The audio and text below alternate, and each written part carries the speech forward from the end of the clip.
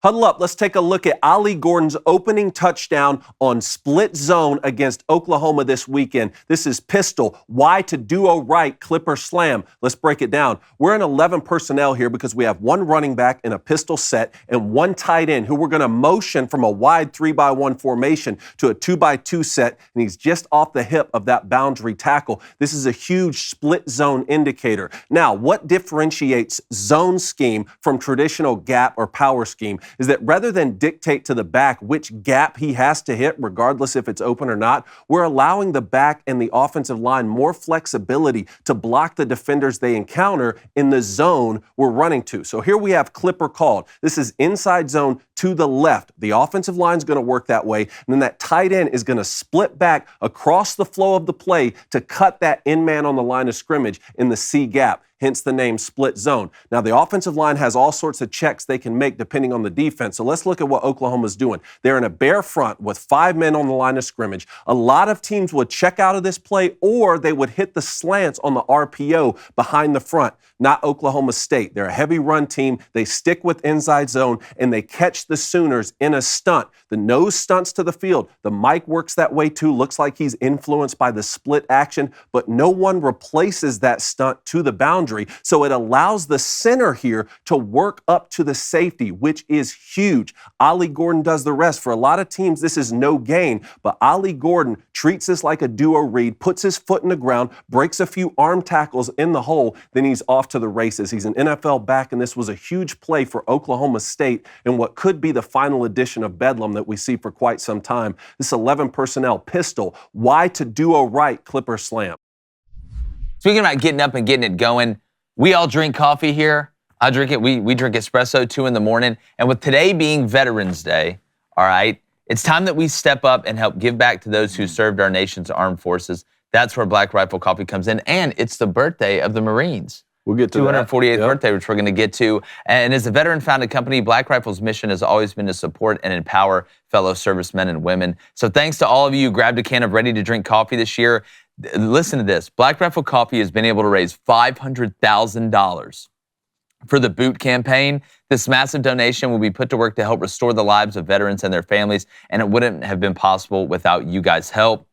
Where you choose to shop matters, and thanks to hardworking Americans who get their premium coffee from Black Rifle, they were able to also donate over $400,000 to the Medal of Honor Museum and $75,000 to the Vets Gala to help provide essential mental health services. Thank you to everybody who's bought Black Rifle Coffee. Keep buying it. Head to blackriflecoffee.com to hear the incredible story of Marine Recon legend Clint Trial, and take time to honor those who serve and sacrifice so much for our freedom this Veterans Day. That's blackriflecoffee.com. Go check it out. Yeah, and you can see, look, the center on this play is so good. He's trying to work, obviously passes off, realizes his work isn't there. What does he do? He redirects and basically runs the ball for Ollie Gordon. He doesn't get the best block on that safety that's coming down, but he's able to get enough to keep him underneath. And Oklahoma at 2nd and 10, we got to understand down and distance, right? Which you're thinking most likely is a passing down. Especially when you come out and you're in 11 personnel and you're in what we used to call cluster, right? It's trips open at 11 personnel, but you're in that kind of triangle together. Mm-hmm. We used to call it cluster. We had a cluster check. Well, Oklahoma, like you said, they're in that bear, they're in that 5-down look. You've got the mic there. Once that tight end motions, that safety to the tight end side where the tight end stop mugs him, which is what we used to call it mug, where you'd walk down. Because the free safety is a better athlete than the tight end. I'm not worried about that tight end beating me vertical because I can always catch back up. I'm worried about something underneath. Well, when that split flow takes that mic where he should go, and that safety tries to replace, the center being able to get a little bit on him, and there's no help behind, and you're in man behind it. But where Oklahoma screwed up, it is a stunt, right? They're running a stunt, they're running an action. The guy on the underneath on the twist doesn't get there. Right? And then on the other side, he doesn't get there, which creates, and if you look at the side view of this, you can just see how massive, that poor free safety. Not only do you have to go up and basically defend 3 gaps, you got to go defend 3 gaps with a center kicking back off to get his hands on you. So to me, I think it was a combination of Ollie Gordon, the center running the ball for him, and Oklahoma not getting there on the stunt. But you're right, man. Oklahoma State did not check out of that. So, no, they didn't. And we would always have to alert a bare For front. sure, Anytime we have anything, alert a bare front. So my question to you is, if you have this bare front where the Sam is walked down on the line of scrimmage and is in that wide 5 or that 9 technique out there, why should the Mike roll to the field as much as he did? Why can't he protect one of those inside gaps?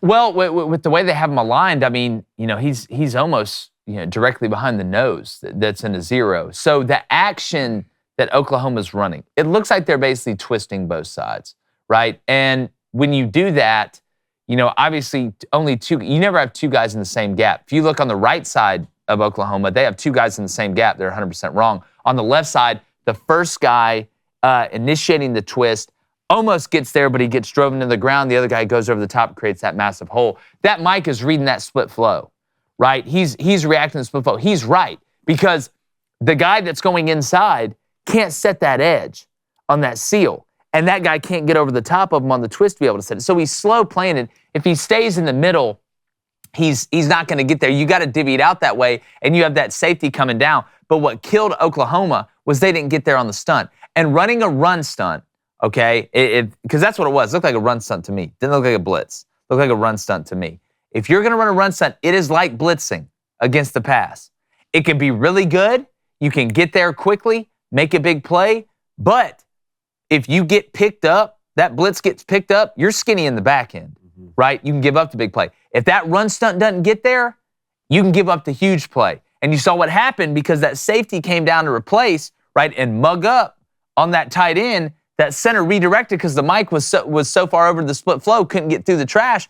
All he had to do was get a hand on him. Ollie Gordon was at 88 and out the gate. But there was like 3 or 4 things that had to happen for that to happen. It was a great play by should have been a no gain. Should have been a no gain. And it probably is, even though the center works up and gets that safety, it probably is if you have a less talented back. Now, the great compliment off this play, which I'm sure we'll break down on one of these segments soon, Lincoln Riley and USC run it all the time, is the split zone bluff, where the tight end, instead of cutting that in man on the line of scrimmage, bypasses him, slips him. Now the quarterback pulls, and he's got the defensive end in his face, and he throws the arrow. Well, we saw Alabama score a touchdown against LSU doing that exact same thing. Jalen Moreau kept the ball, and the tight end, if he doesn't get the pass, converts to a blocker. Now you have a lead blocker for the quarterback and the RPO on the outside. What are you going to stop? That's why it's so scary. I know. That's why it's so scary. It stretches you thin.